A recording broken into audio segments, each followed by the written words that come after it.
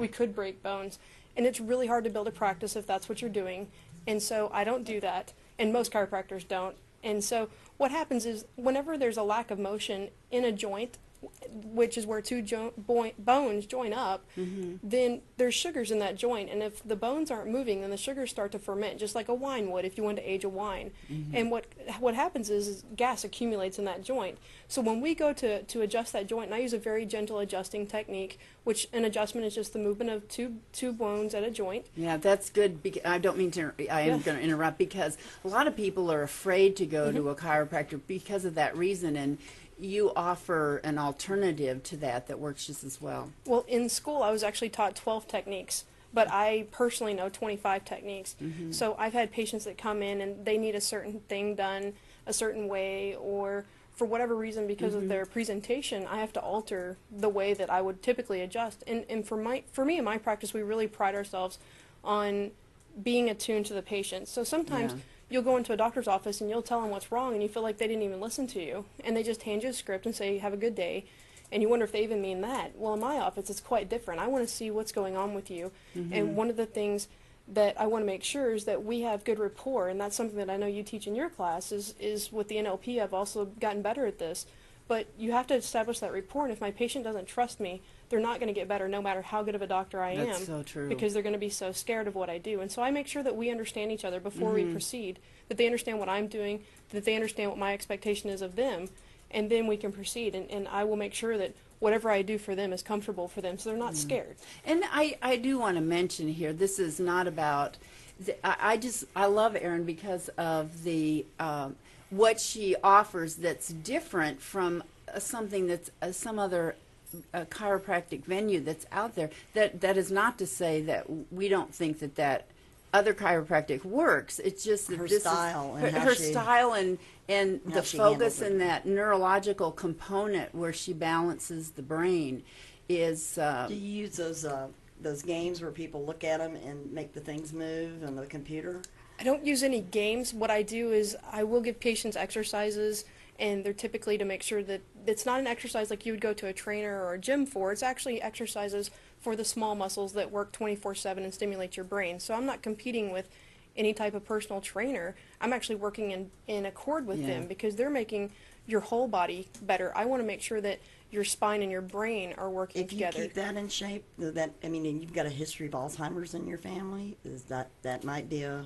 That's actually a very good question. It's funny you would ask that. When I was an undergraduate, I actually was going to do Alzheimer's research because my great-grandmother passed away with Alzheimer's. My mother has that. Yeah, mine too. And there's great books out there, and one of the key concepts that we're starting to realize is there is a gene linked to Alzheimer's.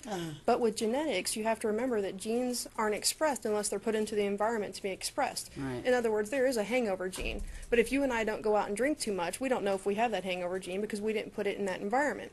Same with Alzheimer's, dementia, because Alzheimer's is just a type of dementia.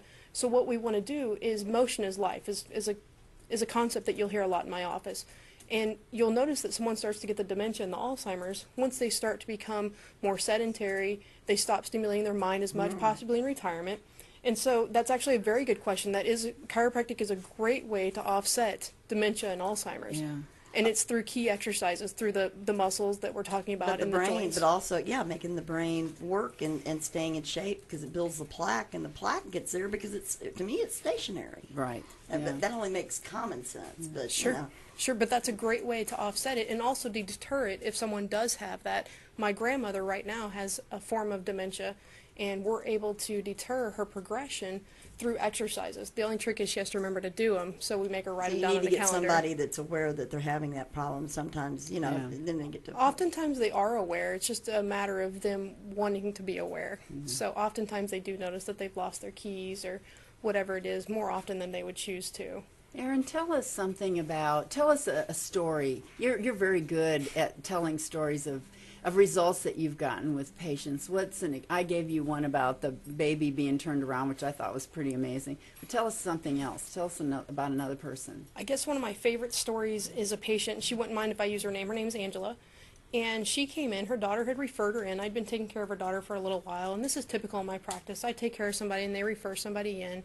And Angela came in and she'd had surgery. And she had neck surgery. And she was promised, have this surgery and it'll relieve your pain. And that's not the truth in 100% of the cases, and it's not the truth in a lot of cases. And so she actually ended up in more pain, but now she had this fusion, and there's not really a way to undo a fusion. Right. So she had not only the scar tissue and the pain from the surgery.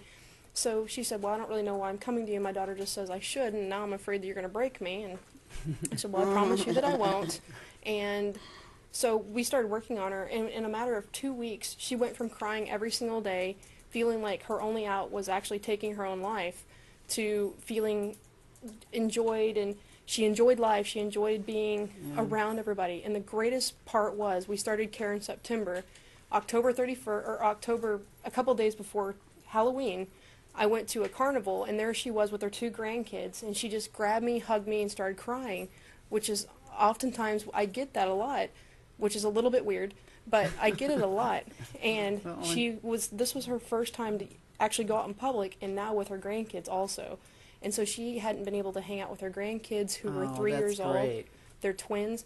And now she still is able. She babysits them from time to time. It's just really amazing. Her quality of life has gone up tremendously. And the great part with Angela also is that I give them things that they can do for themselves, and she does her exercises, and she takes her supplements, and she does the brain exercises, like you were talking about with the computer games. I give them brain exercises. It's not quite a computer game, but it is exercises nonetheless that they can do, and she does all that.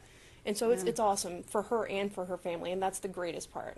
There's another gentleman that I know that he had tinnitus. What is it called? Tinnitus. Tinnitus, ringing of the ears, and you helped him. And I've known this man for about 4 years, and this has been an ongoing thing with him, where he's tried all kinds of things to help rid himself of that. And he announced the other day that it was greatly diminished or gone. Yeah, he's a great guy, and he's a lot of fun, so it's always fun when he comes into the office. But we have diminished his tinnitus, which causes him a lot of affliction. I mean, you can imagine having buzzing or ringing in your ears 24/7. Pretty annoying. We get it occasionally, and so you imagine that all the time. Yeah, so it was driving him crazy, starting to was affect that all his work. holistic that you did this? Absolutely, yeah. We can't prescribe medicine, and so it was the cranial adjusting, as Susan described, a little bit of allergy elimination, and the spinal adjusting, and then I use a cold light laser. I have a lot of toys in my office, which just helped to enhance the chiropractic care. Yeah. Erin, we're just about finished. Any kind of upcoming events, or how can listeners get more information about you? I don't have any upcoming events, but we are offering a special this month. Oh, which special! Is, yeah, I like that. Do patients, already patients, get a special, or is always? This new? Oh, okay. Always. The coolest thing is we have some new techniques in my office, and we're doing allergy elimination. And by allergy elimination, I don't mean that I identify what you're allergic to and then tell you to avoid it for the rest of your life. By allergy elimination, I tell you, shot. Yeah, or take the shot or the medicine every day of your life. What we do is we identify out of 100,000 different things, which could be chemical, environmental. It could be a food sensitivity. So it can be substance and airborne type? Exactly. Okay. So it could be tree.